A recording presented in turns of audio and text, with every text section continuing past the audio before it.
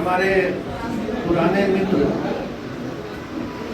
और एक प्रकार से सहकर्मी श्री विनय कृष्ण जी, यहाँ उपस्थित सभी महानुभावगण, प्रिय राहुल जी, कुशल युवा कार्यक्रम से जुड़े हुए कुशल हो चुके और कुशलता प्राप्त कर रहे सभी युवकगण एवं युवतीगण,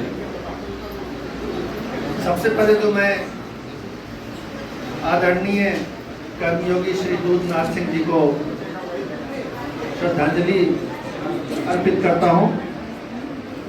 आज से 38 वर्ष पहले वो हमसे बिछड़ गए, लेकिन उनके द्वारा दी गई प्रेरणा, उनके द्वारा दिए गए उच्च विचार आज भी यहाँ जीवित है, ये मुझे यहाँ आके महसूस हुआ। दूसरी बात यह है कि श्री विनय कृष्ण जी से बहुत पुराना मेरा संबंध है। आज से करीब 30 वर्ष पहले परसों इनके साथ क्षेत्र में यात्रा करने का, जिले में यात्रा करने का सौभाग्य मिलता था और डेयरी आंदोलन को गांव में खड़ा करने में हम लोग साथ साथ काम करते थे। विनय कृष्ण जी के साथ चलने से मुझे किसानों से संवाद करने में बड़ी आसानी होती थी और इनका जो उत्साह था, जो उल्लास था, जो इनका पराक्रम था, वो मुझे भी प्रेरित तब भी करता था और आज भी करता है। आज इस अत्यंत सफल कुशल युवा कार्यक्रम के प्रशिक्षण केंद्र में आकर के मुझे वाकई बहुत अच्छा लग रहा है और मैंने जो यहाँ के युवतियों से, युवकों से कहा कि यहाँ अच्छी शिक्षा, अच्छा प्रशिक्षण दिया जा रहा है, जिसका लाभ बहुत दूर तक यहाँ के छात्रों को, छात्राओं को मिलेगा। और ये जो कार्यक्रम है, जो इसमें सिखाया जाता है, ये बेसिकली मूल रूप से आज के युवाओं में छुपी हुई कल की संभावनाओं को, भविष्य की संभावनाओं को तलाश करने का और खोजने का काम है, जो इन्हें जीवन के मार्ग में बहुत आगे तक ले जाएगा।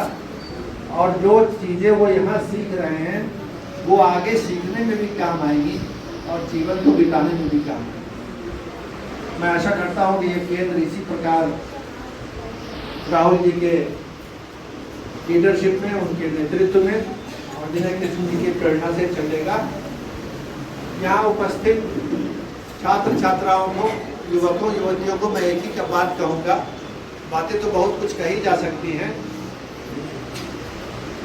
लेकिन समय भी नहीं है, अवसर भी नहीं है कि जीवन में जहाँ भी करें, जो भी करें, उसमें उत्कृष्टता की खोज करें। जो भी काम हम करें, चाहे व्यक्तिगत हो, सामाजिक हो, शैक्षणिक हो, खेल कूद हो, ललित कला में हो, सबसे बेहतर होने की कोशिश करें। इसको अंग्रेजी में कहते हैं एक्सेलेंस, हिंदी में कहते हैं उत्कृष्टता।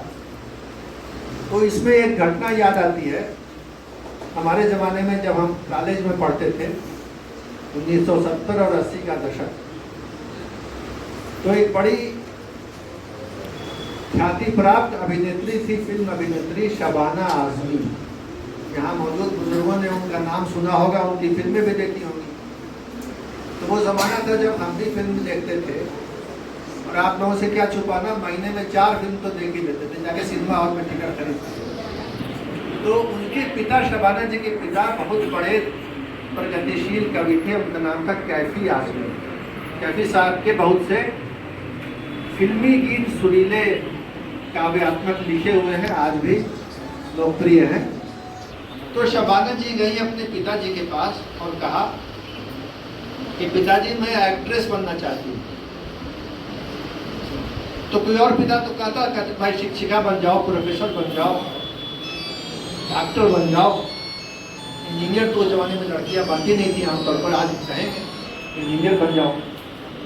लेकिन उनके पिता ने एक बात कही जो हमेशा याद रखने की है। अपनी बेटी से कही कि Shabana, you become whatever you want to become. If you want to become a cobbler, go and become a cobbler. But You should be known as the best cobbler in the town. आप समझ ही गए होंगे। कहा अगर तुमको मोची बनने में रुचि है, मोची बनना चाहती हो, जरूर बनो, लेकिन शहर में तुमको सब लोग जाने, ये मैं चाहूँगा। तो ये जो एक्सेलेंस है, जो उत्कृष्टता है, ये एक गोल है। हम लोग उसको साधन के रूप में देखते हैं। हम अगर बहुत अच्छी पढ़ाई करेंगे तो बहुत बड़े पद पर पहुँचेंगे। हम बहुत मेहनत करेंगे व्यापार में तो बहुत धनी व्यापारी हो जाएंगे, इत्यादि हो जाएंगे, हो सकता है, संभावित है। लेकिन हम मेहनत करेंगे या अच्छा करेंगे, इसलिए नहीं करेंगे कि हमारा नाम होगा, इसलिए नहीं करेंगे कि हम उससे धनी हो जाएंगे, बड़े आदमी हो जाएंगे। हम इसलिए करेंगे कि अच्छा होना अपने आप में एक लक्ष्य है, अपने आप में एक उद्देश्य है। जीवन की सार्थकता अच्छे होने में है। जितने अच्छे होंगे उतने अच्छे रहेंगे, चाहे हमको क्या मिला नहीं मिला, समाज ने, परिवार ने, दुनिया ने, सरकार ने हमको क्या सम्मान दिया नहीं दिया, क्या धन प्राप्ति नहीं हुई, ये सब चीज़ें गौण है। और उत्कृष्ट होना ये मूल है। इस मूल को लेके चलेंगे तो कभी फ्रस्ट्रेट नहीं होगी। अदरवाइज लोग कहते हैं ऑफिस में हम सबसे ज़्यादा मेहनत काम करते हैं, मेरी प्रशंसा नहीं होती। भाई अब प्रशंसा के लिए काम क्यों कर रहे हैं? तो बहरहाल ये मेरे सामने ये बात आती है, मैंने आपसे भी शेयर किया और मुझे विश्वास है कि आपसे बहुत से आप लोगों में से बहुत से के अंदर भी ये भावना जरूर होगी। लेकिन बातों को कहने से, फैलाने से, सुनने से समाज में वो चीज़ व्यापक स्तर पर देखी जाती है और पाई जाती है। मैं इस उत्कृष्टता का उदाहरण यहाँ देख रहा हूँ।